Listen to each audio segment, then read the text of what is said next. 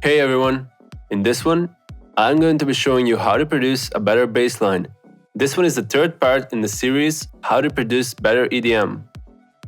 So if you're interested in learning how to produce an awesome bass line in the style of all the big EDM artists, follow up the chords and melody that we've previously produced. Stick around!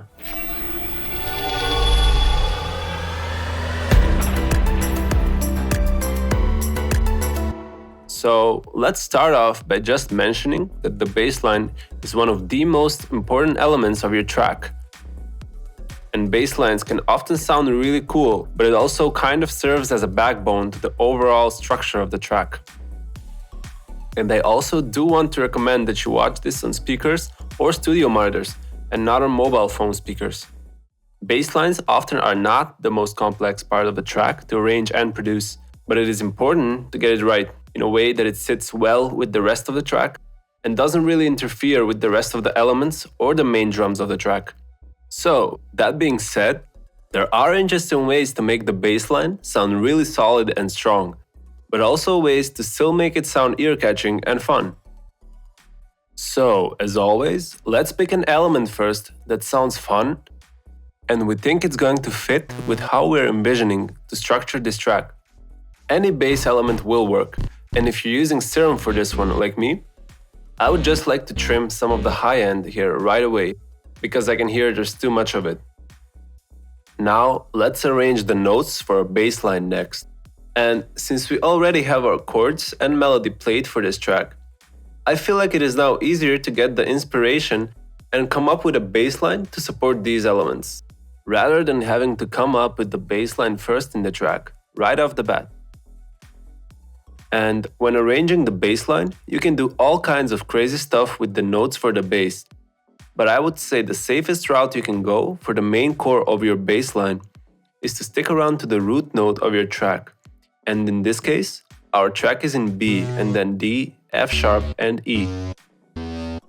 Unless you're really musically advanced, then you can play around with it and do some crazy bass arrangement. But even if you are really musically advanced, sticking around to the root note in your bass will give it a solid sound to it, and I just think that's a good core to build around on any track. Okay, so we got our notes for the bass now, and I'm just going to lower them down to the C3 scale. And this is going to be our sub later.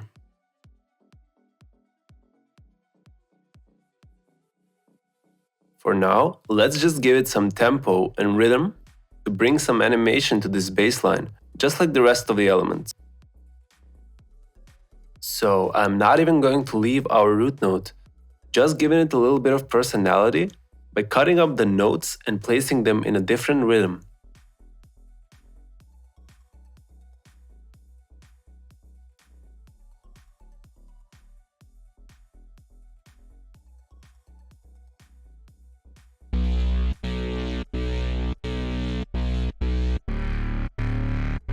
Okay, that's good enough for the arrangement. I can already hear there's a lot of high end on this bass.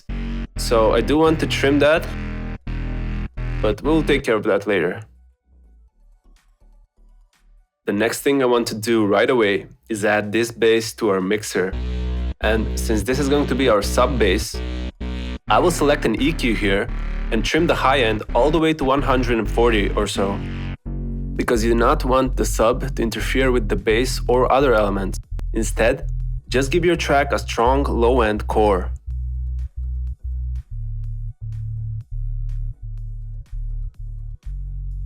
And the next thing will be adding it to mono. And we can also add any bass compression to do some work with the dynamic range. The next thing is adding a sidechain. And the sidechain is even more important when it comes to your sub and bass, since this is where most of the interference between the low-end elements like your bass and kick happens, and they're basically fighting for a spot. So for now, let's just add a kickstart sidechain to this element, and later I will even show you how you can add a sidechain by using the Fruity limiter if you don't already know how to do that, and that will be included in the next video once we arrange the kick and drums for this track. Let's just go with 100% on this. So since this is our sub, I do want to create a separate element that is going to represent the higher frequencies of our bassline. So the first thing I will do is create a clone of this sub in the channel rack. We can now choose a different preset for the sound of the bassline or use the same one. That's up to you. And now I will also want to create another pattern in the piano roll. And just for clarification, I will name this one bass and the other one sub, so we can get a better distinction. You can now copy the notes of the sub bassline that we arranged and put them here in this pattern.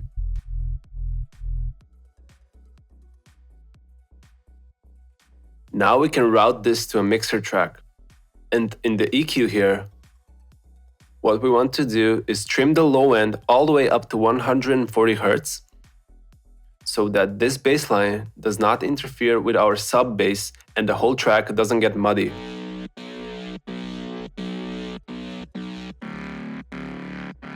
I also want to trim the high end by quite a bit, because I feel like there is a lot of high end frequencies in this bass element that is just unnecessary and will just interfere with the rest of our elements.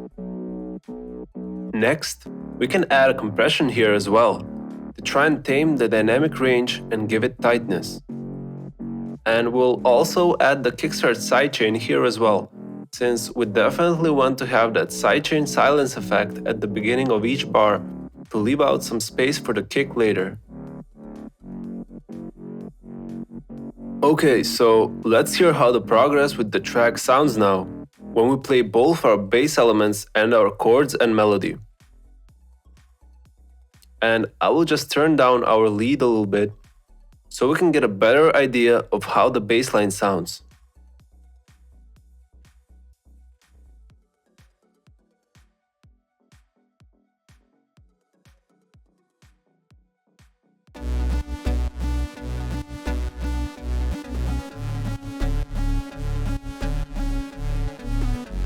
Let's not worry too much about mixing now. We will do a mixdown again later in the next videos in the series, once we have all our track elements in place. So that's it for this one. I hope you've enjoyed watching this, or learned a thing or two about basslines. Please drop a like and share this with your cat, dog, postman. It really means a lot and helps this channel a ton.